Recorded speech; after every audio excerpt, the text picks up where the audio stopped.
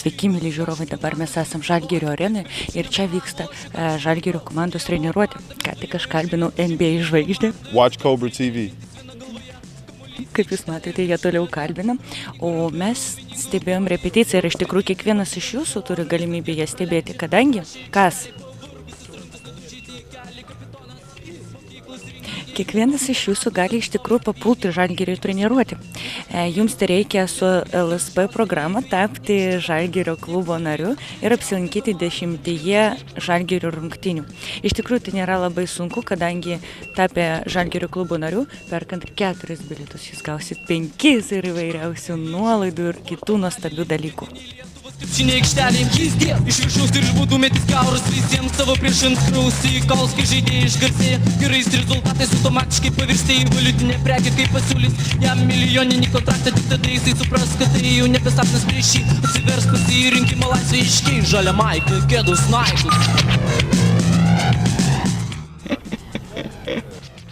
Sėdžiu antroje eilėje Žalgirio arenoj. Prieš keletą savaičių, galima sakyti, čia vyko aršiausios varžybos ir krepšininkai sukosi aikštelė, o visi žiūrovai iš čia skandavo Lietuva. O dabar aš čia sėdžiu, žiūriu į tuščią areną, laukiančią, sekančių Žalgirio žaidimų. O dar, ką tik apsikvailinau su kėdė ir NBA žvaigždė pamojavo man ranką.